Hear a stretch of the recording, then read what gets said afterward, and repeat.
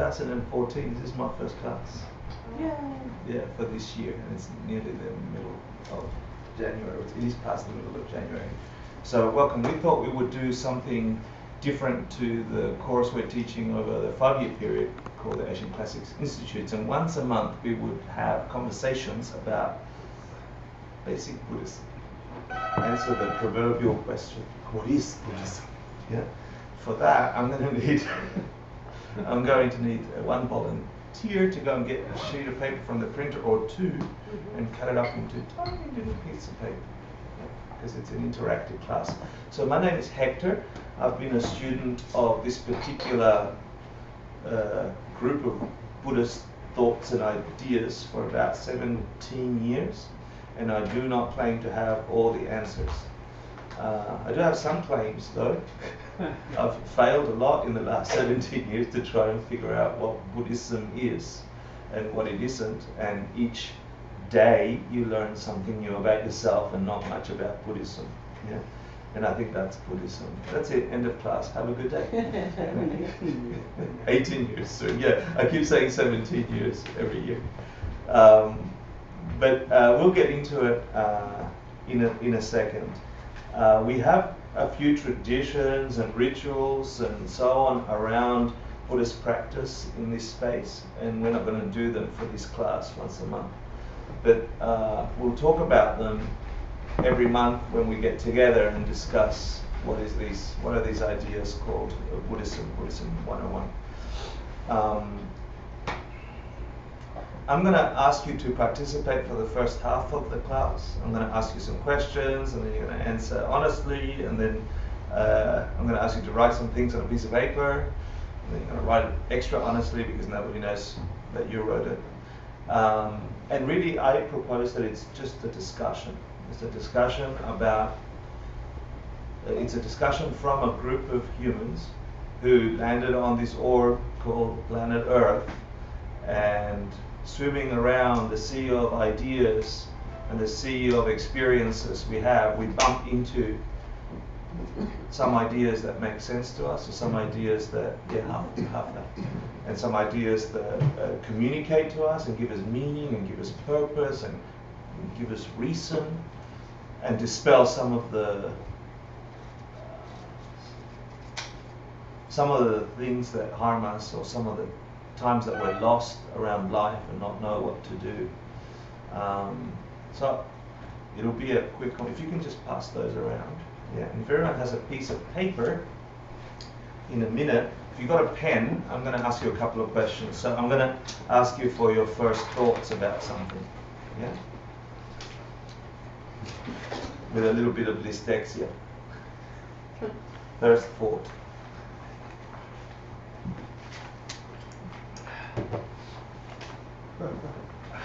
Does everybody have a pen? No.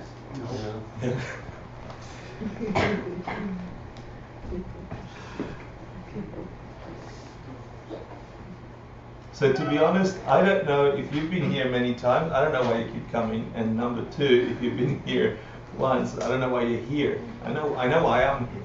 I know for me why I'm here. But I think that question is worth asking over and over and over again about anything and everything we do. So I want to invite you, if you can, to let your mind relax a little bit. Don't feel that you have to be a certain way or think a certain thing. Thank you. It's a little bit of that. Great, thank you. I'll do it too. I'll take one. Oh. I want to participate. Do a pen? No, yeah, I do actually. No, he doesn't. No, I have one. No, I don't have one. No, I have one. Thank you.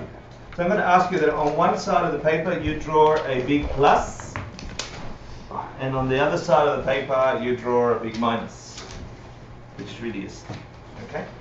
I'm going to flash a word up on the board, and you don't have to think, you just got to observe your mind and see what images or ideas or words come up. What idea comes up when I pop up this word on the screen. Don't think about it. Just observe it, catch it, try and catch it. It'll go past quickly. Try and catch it. So first impression on this word. And write it down. A positive impression, or if it's negative, a negative impression. Do you have a pen? Here.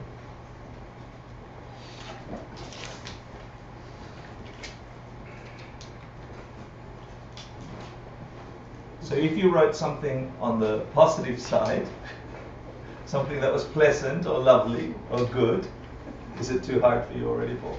Yeah. That's why you keep coming back. Then flip onto the other side and see if you have an opposing view about that word or that idea. What does that idea mean? If you wrote something positive, what's something you might reject about that idea? If you wrote something negative, like religion or freaking out or weirdos or something, what's something positive that pops into your mind about that idea? Buddhism.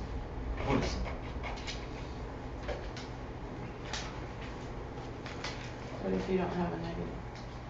Keep looking. Ask your mind, what am I icky about that whole idea? What aspect do I reject about that idea? What am I afraid to go into about that idea? And the opposite is also true. What's amazing about that idea? So you can review, but if you have just a single word, it's better than a whole novel.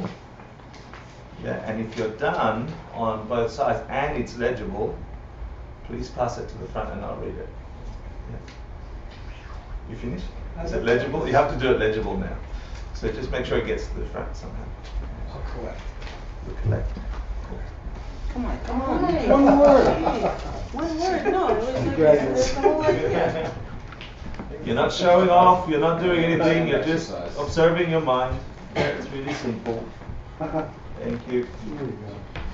Let's do some. Lose. Thank you.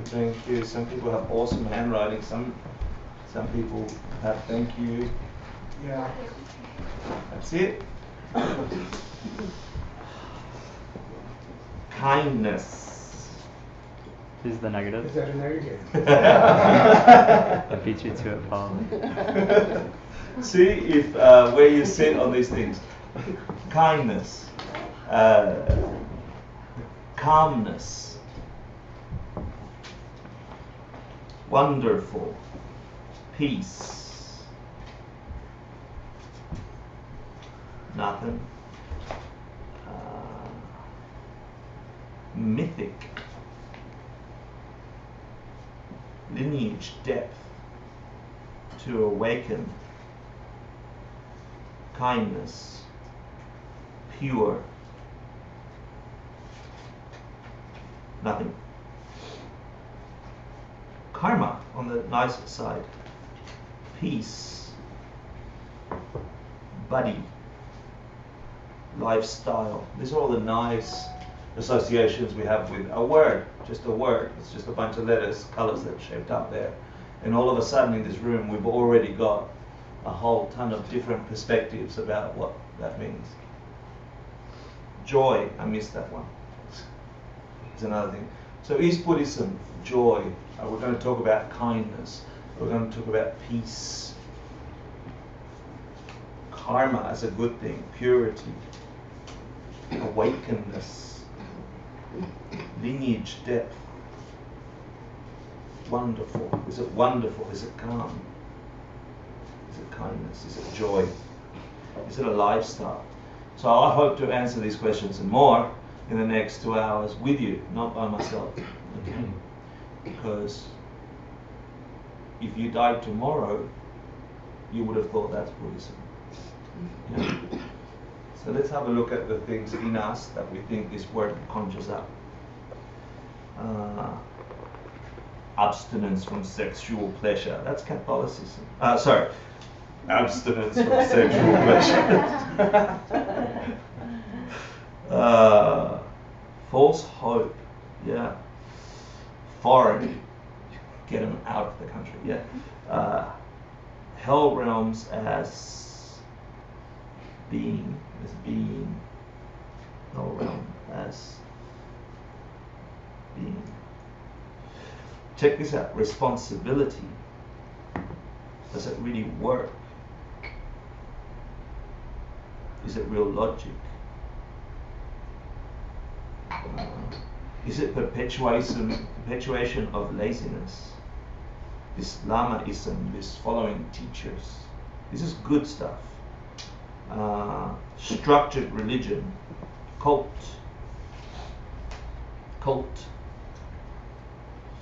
dogma, religion, nothing. Organized religion. So we've got religion a couple of times. Is Buddhism that stuff? You know, is Buddhism that stuff, all that stuff? Are they good questions? Are they good thoughts?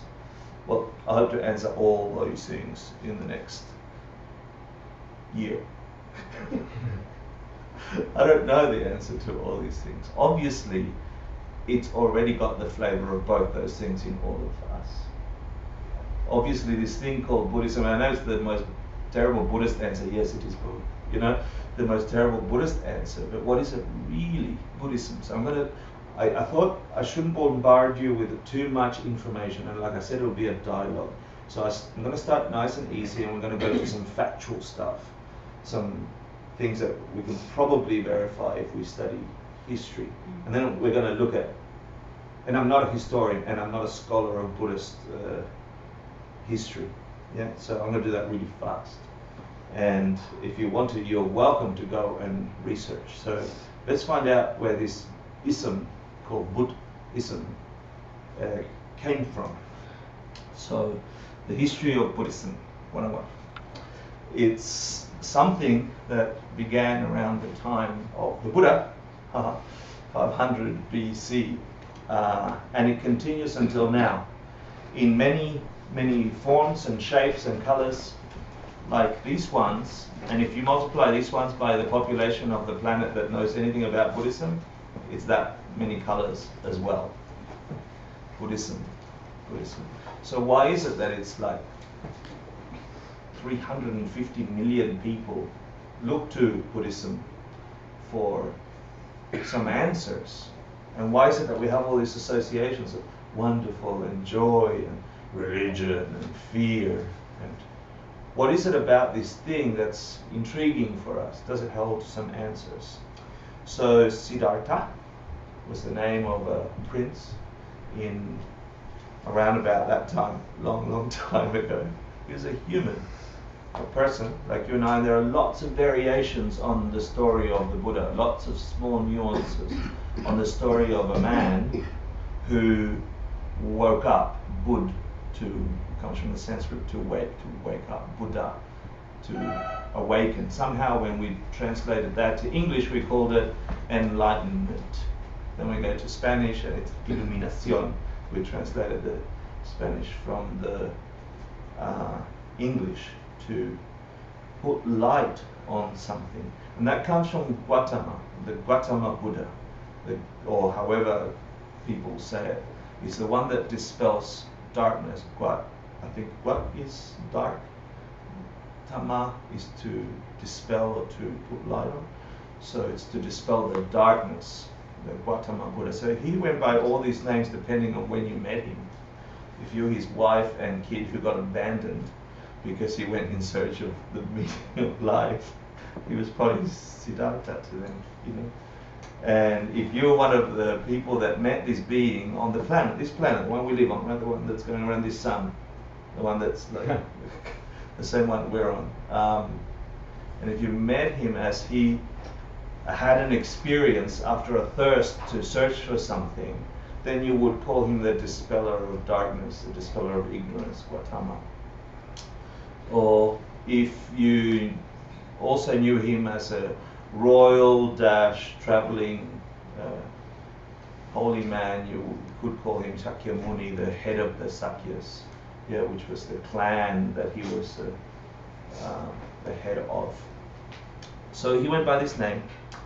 He had a profound realization of the nature of being, of existence, of life and death and being.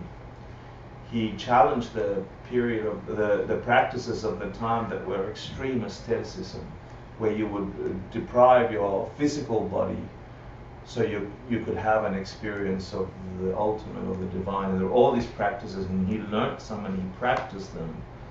And then through trial and error, depending who you ask, he came to this idea of the middle way. And as a result of that, this whole philosophy got expounded.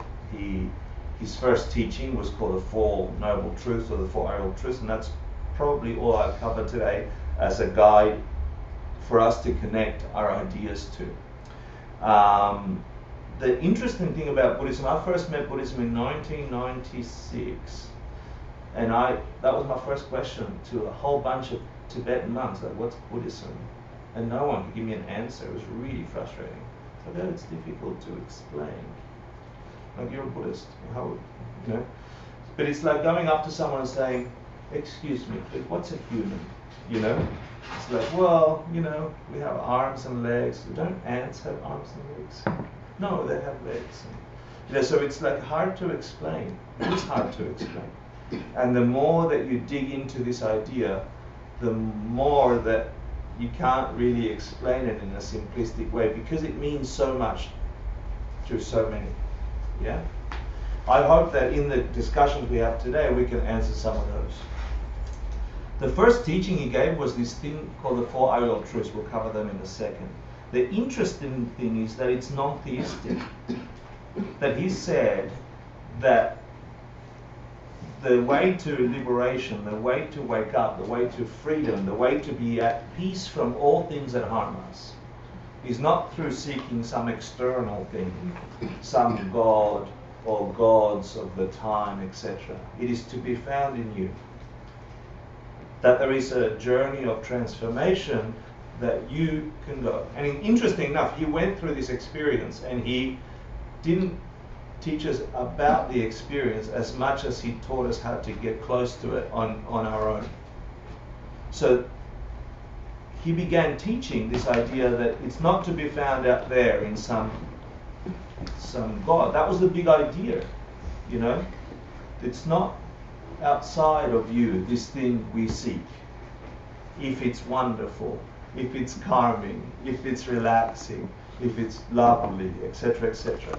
If it's peace, it's not out there. You're not going to find it knocking on somebody's door and saying, excuse me, God of the overworld or gods, etc., can you please infect me with goodness or happiness or peace? Yeah, out there, please, someone do it. You know, he said, you got to do it yourself. And so I like that somebody wrote like responsibility on the other side, because it places a bunch of freedom in your hands, but it also places a bunch of responsibility to use that freedom. What if you really could get happy? What if you really could get enlightened? Buddha. What if you could be a Buddha? What if you could wake up? But you got to do it. You got to do it. And then we go into the deep Buddhist investigation. Well, what is it I have to do? You know, it begs the question. So he taught these Four Arrow Truths. It's about realizing, self-realizing these truths, meaning you got to figure it out. And there's a whole bunch of practices rather than beliefs. And this is another big differentiator from, I guess, an organized religion, even though it seems and looks and smells and touches like a religion, with all these religious-looking things. But if you knew the mindset behind all the activity, then you might think otherwise. And that takes some digging and investigation. And I wish somebody had told me that earlier on. I would have saved a bunch of time. So his focus was on practicing a way of being, a way of thinking, practicing an idea in this world, and watch it change your world. So it wasn't, you got to believe me. In fact, he said, one of the things that got me so interested when I first heard this was that he said, don't believe me just because I said so. Because if you use logic, then you've got to believe the next bastard that comes and tells you something else. Because, I mean, if you're just believing because I said it, then someone else comes and says something, then you've got to believe them, and then you've got to believe them. And at what point do you know? What point do you know? Do you know? Do you understand your world and where it comes from? So his teachings are recorded in this thing called the Sutra. So I hope also to use a whole bunch of language around Buddhism that Buddhists start using: Dharma, Karma, Sangha, Three Jewels, etc. And I hope to dispel some of the mysticism and some of the weirdness around the language. Words are just association to ideas that we have. Yeah, and we begin to develop and grow these ideas around this idea of Buddha, to wake up. So let me tell you just quickly a little bit about is that up there? Yeah. The teachings of the Buddha. In the Tibetan Buddhist tradition, and Buddhism spread right throughout Asia, and at one time was the most dominant idea or method of practice right throughout Asia. It went all the way to Greece. Yeah.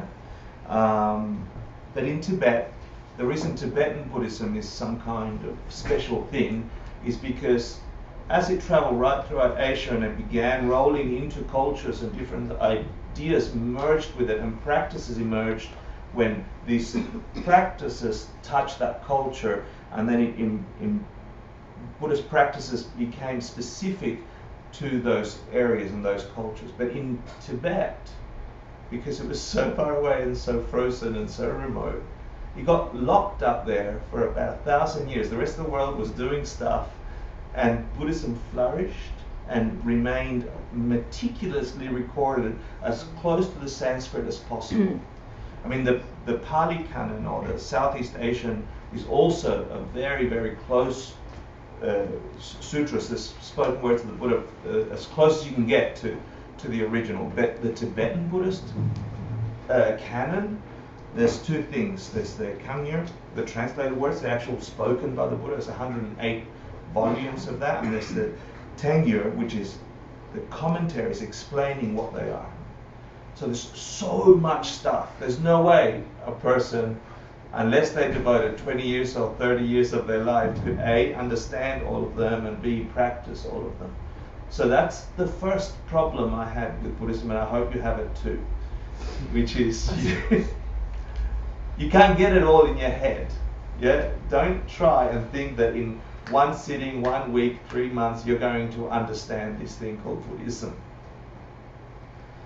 It's like saying, I want to learn piano, and in 1 week and 1 month and 1 day, I'm going to know the piano so well that I know the history, I know where it came from, and how to build it, and how to play it, and how to tune it.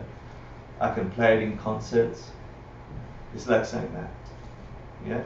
Humans have an incredible ability to be able to do amazing things when we connect with something. And this is just another thing we connect to, this idea. And it is transforming. It is transformative. So I'm going to ask you now a few questions. If you wrote peace, or if you connect to the word peace on here, why, can I ask you, do you think Buddhism means peace to you? And now it's your turn to talk. I'm going to drink tea. Mm-hmm. For me, I feel like it's supposed to help you find peace in your life. Why do you need to find peace? Because life is inherently not peaceful. Okay, so you're Well, saying this. maybe not, but Okay. I feel that my life is inherently not. Okay, cool. Any other peace? What peace? My understanding of Buddhism, at least, as someone who, whatever, has these preconceptions, if you will, is that we desire because of suffrage, and that would be at the core to the human experience. Because of suffrage or suffering? That life is suffering, or I guess yeah, maybe those words mean different things. But at the core of humanity, like we suffer because we desire good food, we like work a job that we necessarily don't love or something. So we give up these things because of desire. Oh, how nice. And so then that's not peaceful. So we've got desire that drives us to do stuff that makes a sense of unpeace in us, and then, okay, that results in some kind of suffering, so we want some way out of that I side. suppose, yeah. Okay. interesting. I'm going to ask you, if you've got a I'm in a Buddhist class hat, I'm going to ask you to take it off, okay? Because I really want to try and get to the point where we are humans that for some bloody reason we got into this room and said, how do I figure life out? And does this have some answers? For me, yeah? So it's interesting that you both said that, because here's the first Arial truth, sometimes translated as first noble truth. Things are messed up. Yeah?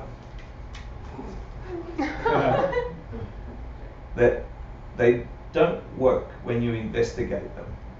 Right? You said life is inherently suffering. Yeah? The first thing the Buddha said, which is so depressing, life is suffering, you know.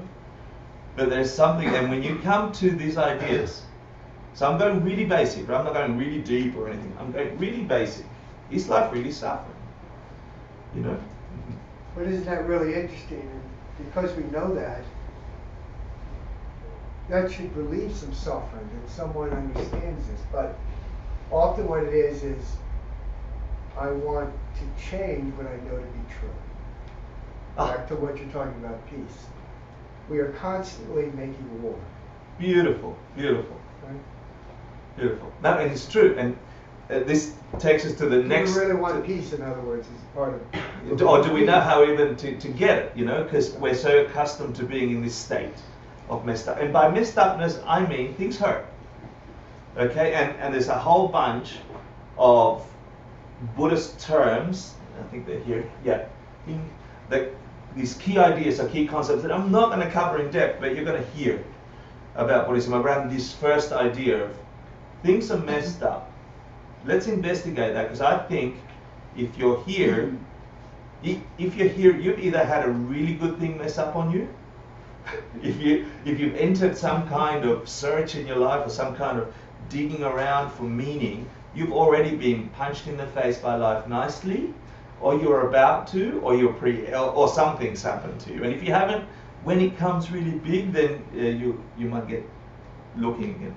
So the idea of samsara, yeah, the idea of samsara is connected with this idea of life is suffering. Samsara, the idea of cycles of suffering, the cycles of suffering, the big cycles of life and birth and rebirth from an Eastern point of view, or the tiny cycles of I want a boyfriend. He's so cute. He cheated on me. I want another boyfriend. I cheated on him. He's like another boyfriend's gonna fix it. The last boyfriend was a pain in the ass. Why is a new boyfriend gonna make you happy? You know, I want a new job. The new job. I hated my last boss. My boss was an ass. My new job's fantastic. I've got 3 months of happiness. 4 months later, he's just like my old boss. What an ass. I'm going for the third job. You know, the people here are fantastic. 4 months later, they're sort of the same as the last job. And these cycles, yeah, if they happened out there, which is already a differentiator of what the Buddha said, that's horrible. But if they don't happen out there, if you're the common denominator, if you're the thing moving around and experiencing a similar reality wherever your location is, the bosses and their boyfriends, then that's a different story. That is a different story.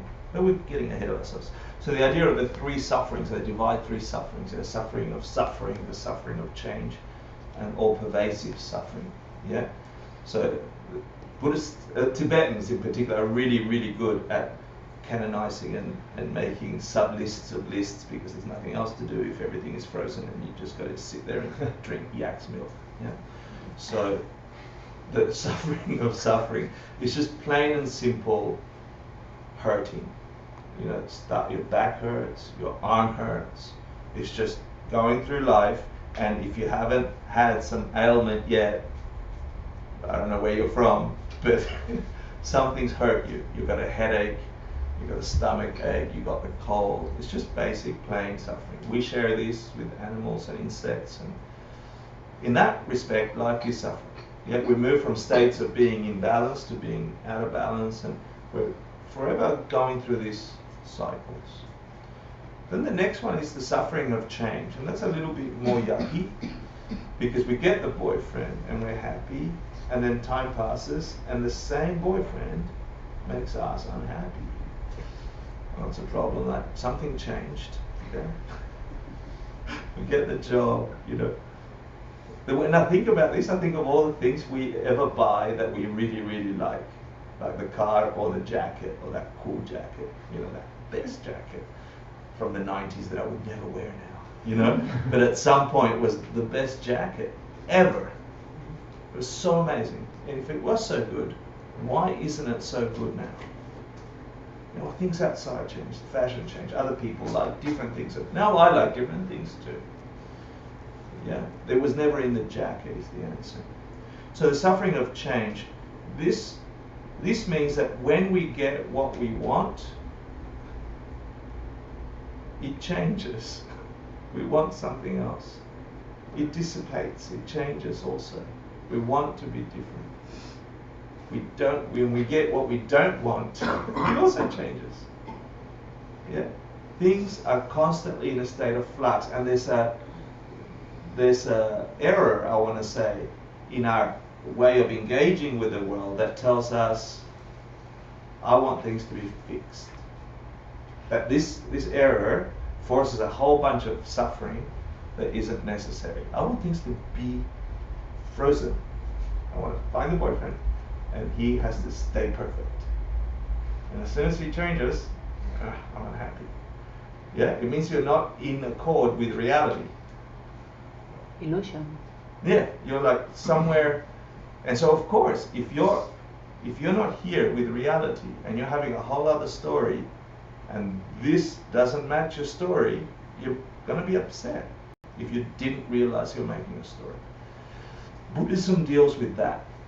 Buddhism begins to deal with that. And then the all-pervasive suffering, the third of the sufferings that we'll talk about. It's this underlying state of being in this realm that we can experience that says, I want more. I want to say that at the basis it's that, is I want more. And if you got everything you ever wanted, and a minute went past, and 2 minutes went past, and 10 minutes went past, and 15 minutes went past, and you had all the food, and you had all the sex, and you had all the light, and you had all the warmth, and you're going to get dissatisfied, and you're going to want more. This all-pervasive suffering. This causes a whole cycle, according to the Buddhists, of mortality and etc. And then they talk about the 84,000 mental afflictions, which are a derivative of of all the kinds of negative states of mind: jealousy, anger, hatred, etc., etc., etc., etc., etc. They say 84,000 things that they can count that disturb our mind from a state of peace, And the reason I gave you a little drop-down list is because, I don't want to go into them too much, but I want you to know that if you want to go into a field of study of reality, then go digging around. What's samsara? You know, what are these three sufferings? There's tons of scripture and knowledge and stuff taught, not just in this tradition, but in other traditions, around the state of being, you know. But for us, and then we talk about levels of reality and realms of existence, etc., etc. All these topics in Buddhist thought and Buddhist scripture are things you can go and dig around, and it will unravel for you this idea that life is suffering. Things are messed up. And that leads to the second thing that the Buddha spoke, which is the more we try to fix it, like you were saying, the more we mess it up, right? Because we, not knowing how the nature of reality is, which is what the Buddha woke up to, right? Not knowing what is functioning to cause the world what it is. We engage with the world and we try and fix it. I didn't like the way my boss talked to me, so I talked to him badly. I didn't like what she did to me, so I did the same to her, even a little bit worse. I want that, so I'll take it from him. At the base, at real base, human instinct, impulse, emotion, animal as well, for us to try and fix the mess that we see out there, I'm hungry. I see them eating, I'll take it from them. Trying to fix their hunger creates more hunger. If we are working at the base of how things truly operate. If you wake up to the fact, Buddha to the fact, that the only way you were hungry was because you deprived other beings of sustenance, then you would not want to remove food from other people to quench your thirst or terminate your hunger. And now we're beginning to enter the idea of karma, emptiness, and all these other words in Buddhism which have profound, deep, deep meanings. So the first two noble truths the Buddha said are, look, things are messed up, but you trying to fix the messed upness without awareness, without knowing rather than thinking, without knowing how things truly work, you're going to mess them up some more.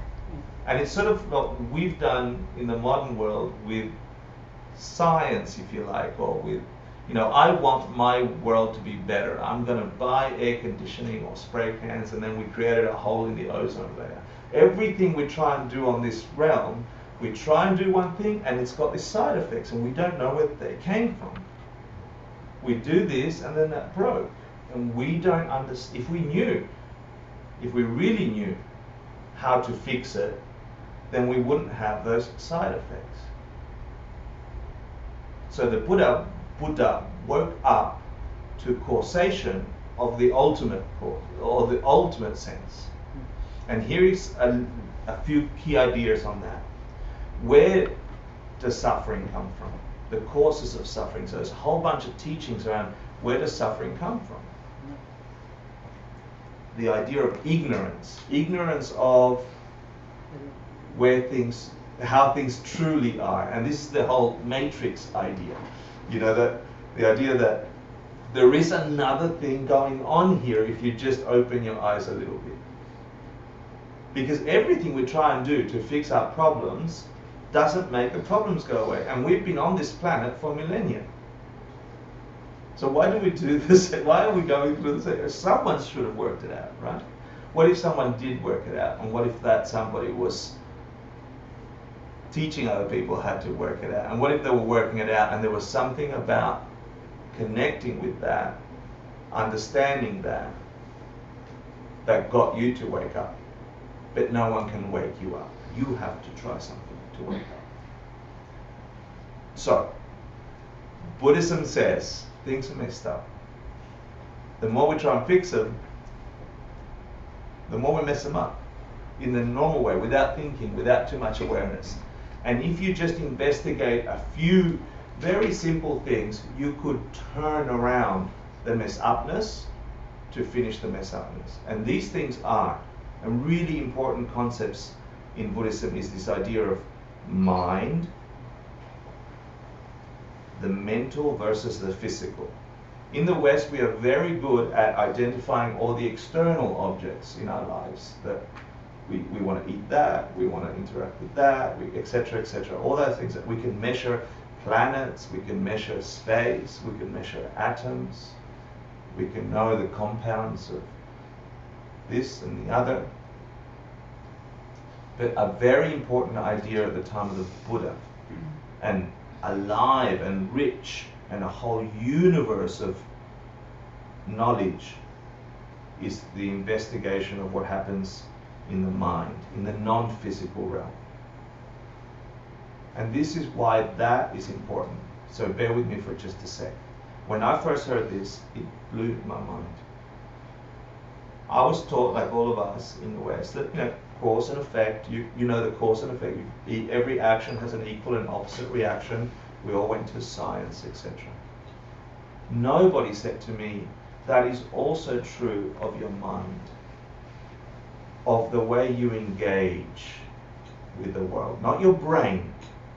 So lesson number 1 in Buddhism, mind does not mean your brain. Lesson number 2, it's not up here, it's actually in here. It's everything that you can't taste or feel or touch, like physically. Your mind is your consciousness, the awareness. So yes, there are electrical impulses flashing off in your organ called your brain. But what's that chemical movement? Why does that one have pleasure associated to it and that one not? And why this particular kind of pleasure? And why that sensation? Why does one word have all these different connotations? Where did the connotations come from? Are they in the word? If they were in the word, all these should have been exactly the same. This is so simple we miss it. If the meaning of a word, Buddhism, was containing the object in the word, then every set of eyes in here who saw that word must necessarily, because it's coming from it and entering you, must have that as the truth. But how come we all had different interpretations? Where did the interpretation come from? This is obvious. It came from your mind. This is the basis of the idea of emptiness. Yeah? Can you explain again, or like a little bit more in depth, why the mind, according to this line of thought, has to be separate from the brain? I didn't say it had to be separate. Well, like that it isn't the brain, but encompasses other things. Sure. If you close your eyes and you go to your apartment, is your brain in your apartment? No. Can you see your apartment? Yeah. Or can you see your brain? No.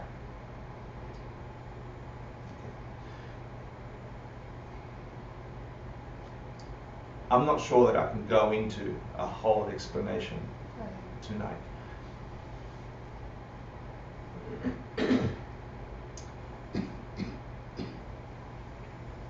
If there's this book called the Abhidhamma Kosha, and it talks extensively about the division of all things.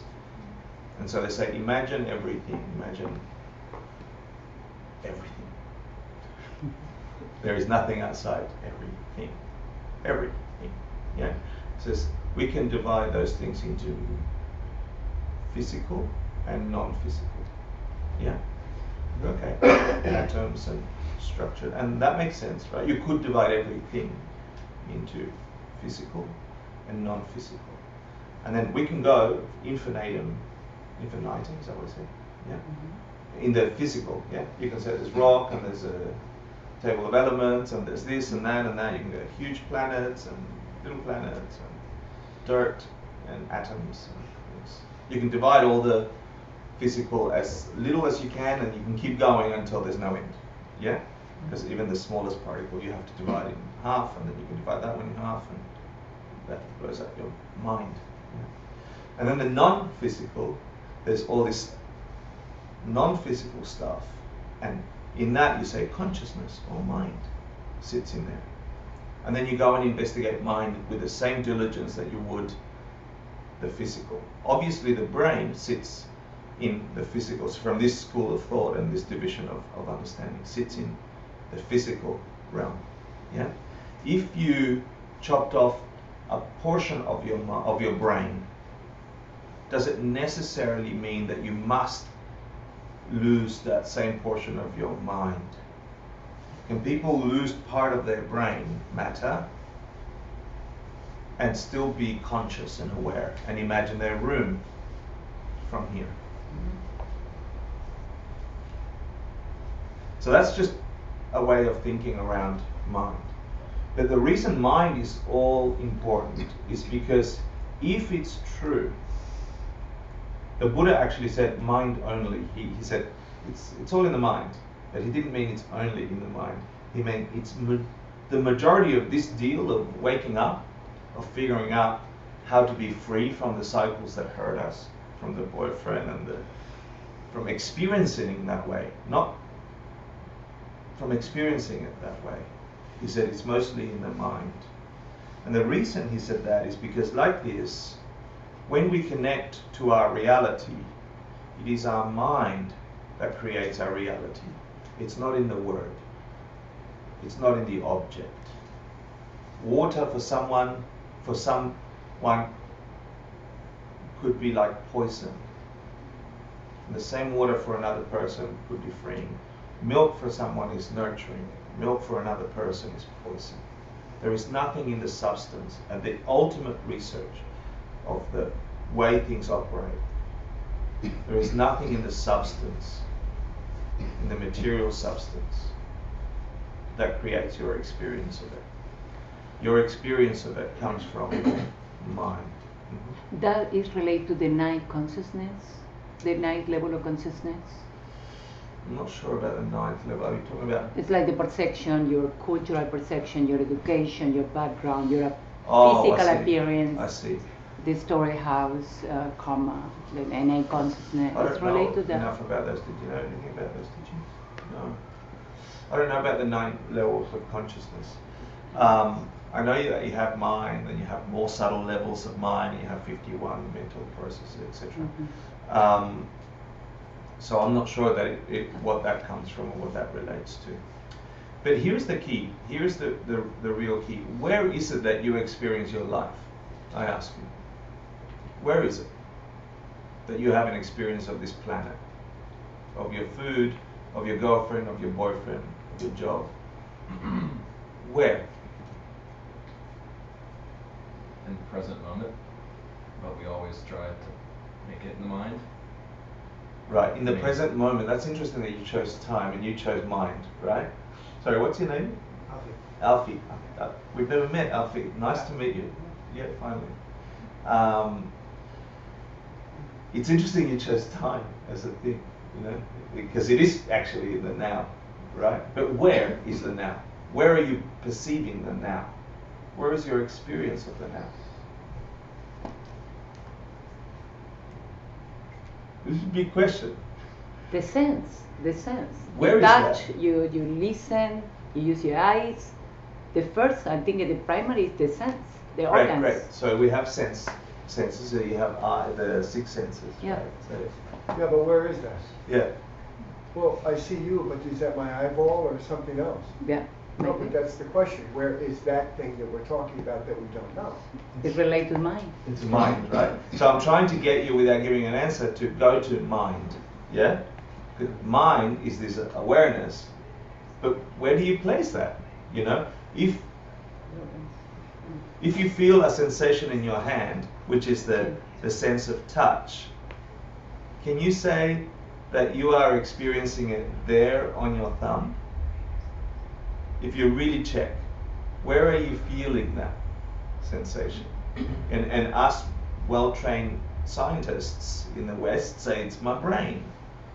Something went off, a chemical process or something jumped, an electrical signal jumped, and I felt it in my brain, right? We say that. That's old science. Yeah. What's the new science? Well, the new science is It's back to your thumb.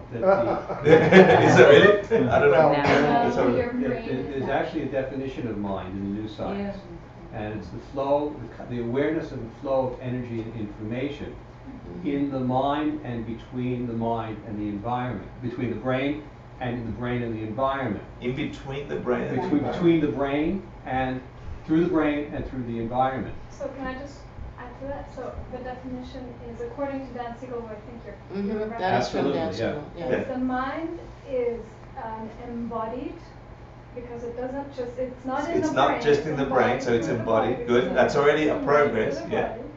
Is an embodied and relational, so environmental You got it, yep. process. Mhm. So Yep. it's a continuum Yeah. that regulates. So it decides, it regulates, it Great. monitors energy and information flow. Yep. Right. So energy doesn't always have information. but sometimes it does, right? So you can just sense things and you can have awareness of things. Beautiful. But you can also have a label, and that's when it has information versus just energy. Absolutely. And that's mind versus brain. And where is that? You're saying that But little I- pieces of but I'll tell you information what, let me just add travel to it. through. It's not just the gray matter here, there's also neurons in the heart area, Right. which is, Nice. and also in the gut, which is connected by the vagus nerve, which is outside of the gray matter of the brain, and in the upper part of the vagus nerve, the brain stem, is where all emotions are seated pre-amygdala, which is Yeah, prior to Fine, reaching fine, the brain. right. Also the hormonal system And that's codify some information. research done with animals by Pansek, by the way. Yeah, but all That's that's also- really done is just say, well, we know it's not the brain, but what we now say is that the brain is really the body, so it's still Right. the brain. No, but then, No, but, he's- but yeah, if he's- you- I like what you just quoted Siegel so beautifully on, it's that experience of the flow of this information. I got it, but where's that experience? This information is not just in the body, it's embodied and outside of the body, because as we're talking, there's a flow of energy and information that's being produced and experienced by both of us and everyone in this room. So there's the mind of us, there's the mind of the people in this room, there's the mind of the country, and there's a mind of the world. If we identify with my fellow Americans and we get together and think of something, Yeah. there's that flow What of I'm trying to information. get at, hang on, are you still talking for science? Are you asking me is the mind sense in No, a hang particular on. part of the eyebrow? No, there's no I don't particular care about location that. of I'm it. Yeah. interested in what you have to say, but I'm trying to bring it down to something. Yeah, Are you still speaking for science? I'm just speaking for what I've realized. Okay, that's different. I was asking because you made a point that what science does now. I'm just telling you I'm not what research with brain plasticity and what they can do by looking at neurons and looking at the flow of information. These things are very viable. You can test them, you can research them, and you can watch the flow of this energy, and you can see where you think of something like compassionate thoughts. I don't mean to, where it will actually build brain tissue. So something outside the brain is directing that flow of energy and creating brain matter. It's not the brain. Not by your logic just now. No, that's not logical. The Okay. brain could be feeding itself. We don't know that. Well, the is what brain I'm needs saying. to label something as compassion, right, before it. No, look, It this. sounds like you're saying little pieces of information that are inherent and that have these, like, this information has this inherently in it, and it's traveling back and forth between mind and brain, or whatever your definition I of don't know that if I is. would say inherent, but there's information that's flowing. And the mind, wherever it is or wherever it is, embodied or not embodied, creates this flow, directs this flow by placing our intention upon it. Our attention and intention, which is how meditation works and how karma works. Let's hear. So Dan Siegel also talks about intention, Yeah. which drives attention. He says mind is attention. Mind is present in me, it's present in you, it's present. This is what I liked about his answer about the now. Yeah. Right, and it's available at all Yeah. times. But it's up to us to have the intention to tune our attention, and then we are in the level of mind. So it's always available to us, and it's mind that actually changes changes the structure of the brain. The brain doesn't function without. That's without good. action. Okay, so we're entering a different realm of experience now. This is just a slightly different spin. I mean, I agree with a lot of what I've heard, but and I'll just tell a quick story. That the last year, I mean, I've spent a lot of my life trying to orientate my sense of self and my sense of solving the idea of suffering from my mind, and finding the right teacher, the right dharma, the right belief, whatever it is. And the last year, I've been really raised the bar on my meditation and my practice. And so I've experienced life more from emptiness and more from a place of emptiness rather than, I can't, the thinking. And my sense of self has shifted from, one of the examples, it's shifted from my head to my heart. And I've begun to experience the consciousness of not only my heart, which has more neurons. I think there's some discussion now in science that it has many more neurons per amount of space than the brain. And anyway, the point is, it's not. We get into trouble, I think, when it becomes a mental discussion. But not that there's anything wrong with that, and I'm not judging it. But I'm just saying my experience has been from a place of emptiness. I've begun to realize a sense of consciousness has spread out. And it's spread out in my body, and then it's spread out to all of you guys in this room. It's spread out to the world. When I meditate, I feel the world just coming into my body. And that even goes further into the cosmos and the universe and whatever we want to call that. That also So for me, confirms- I'm sorry, I'm almost Go done. ahead. And so that's been my experience, is moving from here to consciousness is beyond my words. But it is something I can experience. It's empty. I mean, What I'm experience liking is about the empty. discussion, by the way, is that if you really set yourself out to look for truth, and there is a truth to be found, you will find it. Yeah? And I don't care what we label it, if we say it's gone through science, or it's gone through this, or it's gone through experience. If you're committed and you have a clarity of mind of what you're observing and what you're looking at, you don't delude yourself, and you come from a place of logic and reason, but also experience, yeah, of having an embodied experience, you will find it. Yeah. I mean, let's feel like consciousness is. I remember in high school geometry, the idea of a point that had no physical presence. It had no length or height. It was like, wow, how can that be? It's, and sometimes I feel like consciousness is like a point. It's not part of my thinking. It's something else indefinable. That's very interesting. Nick Damaris here introduced me to the concept that it could very well be outside of us, and that it is just consciousness is a Beautiful. thing, Awesome. and that we tap into it, whatever it is, our brain, our stem, or Yeah. the science of biology of how we tap in. But we're almost like radios. Humans are like, that's how I interpret that. We're like tuning That's forks. awesome. Humans can either tune in or tune out to different Right. shit that's happening. Oh, I love that you said that. It depends how you're catching it, you see, because we're talking at different levels of understanding. So we've got to be cognizant of different levels of understanding in the room about what we're talking about. So I don't want to get too lofty, but I totally love the idea of what you just said, because when you look at the whole point of this idea of Buddhism or Buddha, yeah, is to wake up from some kind of state, right? And it's not that you're going to some other state, but that you're tuning in to a state of being that is broader, bigger, larger than self, than this thing, than the me, the small me. There is a me, but it's not that small me. Sometimes I feel like we're just a walking antenna. And that's a really lovely thing. Yeah. Sorry. Oh, it's okay. But there's Sorry. a long-standing belief that we are already enlightened. We just need to remove the dust from our eyes. And going back to what you said, when I meditate, I firmly believe that every cell of our body has consciousness. Yeah. And what I like to do when I focus on that, if I imagine finding the center of every cell, and then finding the center of every cell at the same time. No, that's lovely. That's great. That's really nice visual. Okay, that's really, really lovely. Yep. But also the way that you name it is your experience and it's related to your karma and your point of view. I'm Yeah, sorry. we still have to talk about the basics, it's okay? true. We still need to talk about. So let's talk about the basics. Thank you. Thank you. So I have to come back to the body. Yeah. No, but see how this is now a practice. What you're describing is a practice of study, introspection, and then experience, rather than you have to believe these three things and you're fine. It's very different when it's a practice. It's very different when it's a practice. Very different. We end up in truth. But you end up in truth. Okay? So the concept I was getting at, well, I'll give you guys a break in a second.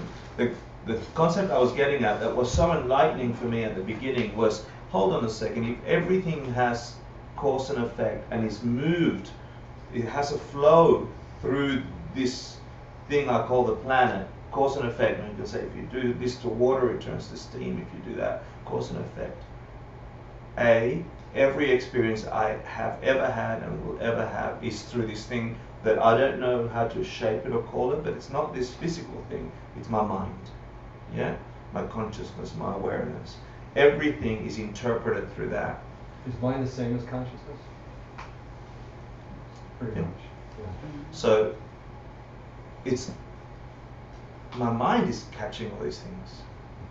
So if instead of working out there to figure it all out, I work at the mind, at the receptor level, if I understand that as much as I try and understand all that stuff, then I might actually get to something. And then if that is operating under the same laws as what I call the external world, cause and effect, if mind is also subject to cause and effect, karma, yeah, then you have a universe of personal research and experience to begin. And it might be at the core of your experience rather than working a little bit over there and a little bit over there externally. You're working at the core of where all that is experienced. And that core, however you imagine it, I love the idea of walking in a field and tapping in. I love the idea of every cell of my body bursting. I love the idea, etc. Yeah? But where is that happening? Who is it happening to? You. Right? Well, it's who you consider to be you at the moment. I mean, without getting lofty about it, this is me, I'm a Hector, I'm a person, you know? But then when I enter a more subtle state of this, when I connect to a more subtle state, and I'm calling that thing mind, yeah? And the thing that I've been experiencing lately, so I'll share a little bit about the experience of concentration, meditation, and getting to a place where you observe where all your activities happening in your mind, yeah, as you connect with the other world. The more that I see that we're moving through a flow that is like a river or like an ocean that has a current at the top that's very fast and choppy, a medium kind of current where things move month to month. Yeah, so I get moody for about a week and then I'm fine. I get fat for 3 weeks and then 3 years and then, you know. And then the more subtle mind, there's a much more subtle, deeper sense of being. And in that, when you're abiding in that place, it is beyond those ripples and beyond the changes and beyond this being and beyond. And a Buddha, the one who woke up, is a being who is the field. He doesn't identify with this limited self. In your explanation, it's identifying with the field. And you are me and I am you. Cuckoo, cuckoo. You know, but that's what it is. But to be there requires some practice and some effort and some intention. And so let me finish the next 4 and then we'll take a quick break. So in this core idea, that the second noble truth, or the next thing that the Buddha explained was, hey, the mess upness didn't just happen for no reason. It has a cause. It's not where you think it is. It's not in punching the person that hurt you. That's just messing it up again. Yeah? The cause is something to do with your mind.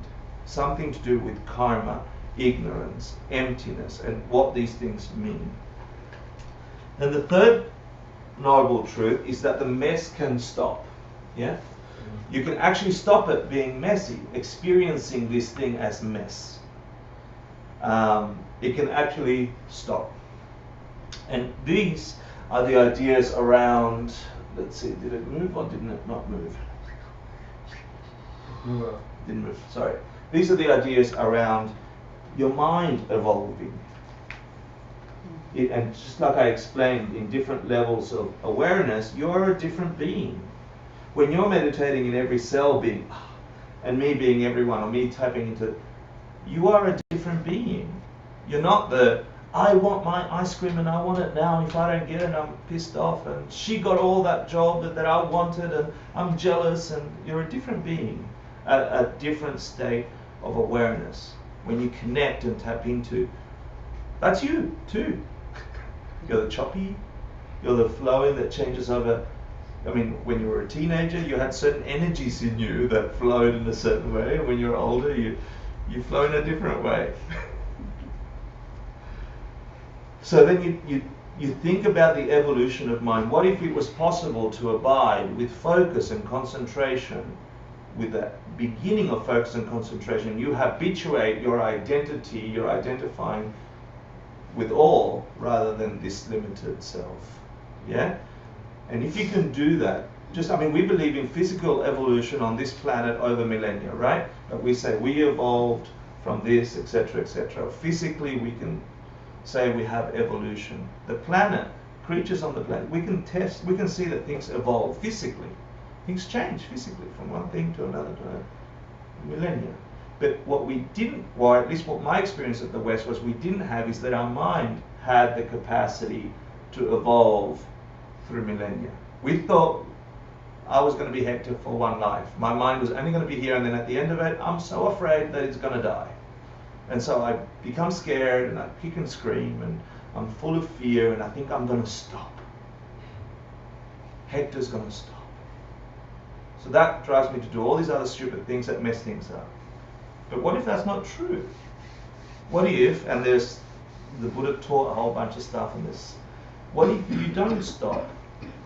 You as this thing stops. But what if you, your mind, your consciousness, that flow, has no beginning, has no end, doesn't stop, never did? Then you could evolve that consciousness, that mind, over life after life or millennia, just like we have physically. So this idea was another key idea, that your mind evolves over a period of time. So, there's a couple of objections in my mind when I first heard that. I'm like, oh, hold on, but I can see the change and evolution, the physical thing, but I've got no proof, blah, blah, blah, that my mind can continue beyond death, etc. And, that's worth investigating, lots of things to look at there. But I even challenge us that physically, are you the same thing that you were 10 years ago? Is that you? Was that 10 years ago you? The one this morning that woke up, that had extra sleep in their eye, was that you? What happens to this one when you add 10 years to it? Is this you? So the idea of who we identify with, that gets put in here.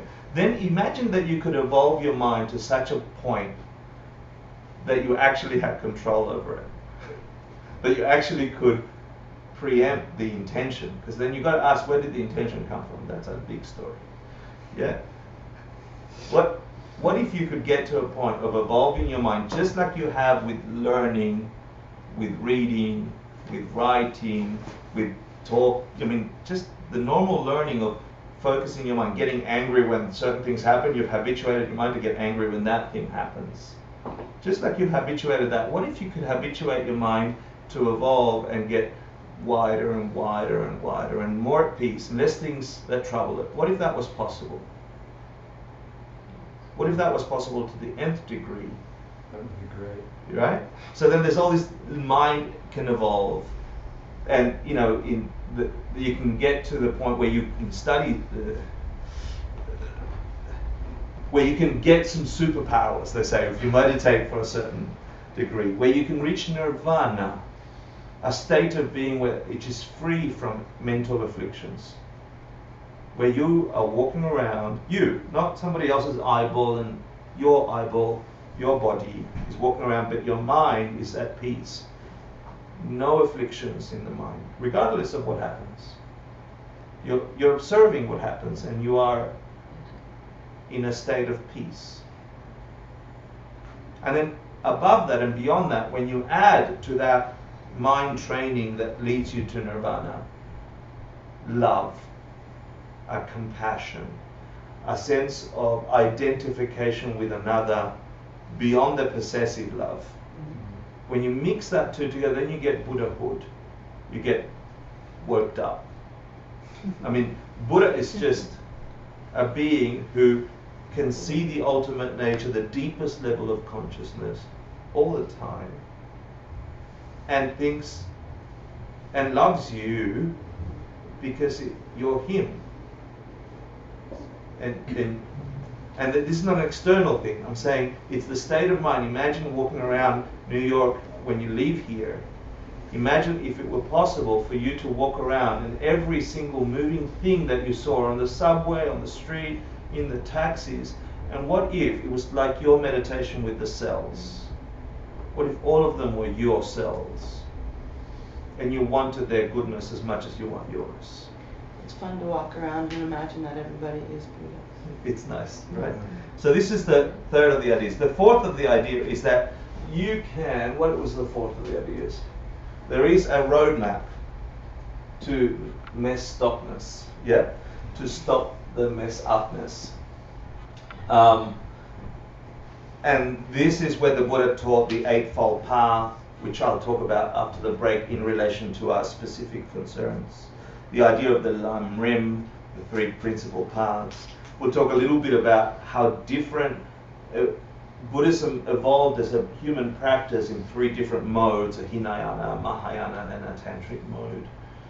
And I think that should give you enough taste of what this thing called Buddhism might have a different meaning after we finish the class. So for now, let's have a quick break time, and then when we come back, I've got to show you a little video. Yeah, thank you. If you guys didn't get to sign in, there's a sign-in sheet, and you can sign up for our weekly newsletter as well. Oh, and if you haven't been here before, we have a 10-minute break. We start at 9, we finish by 9:30.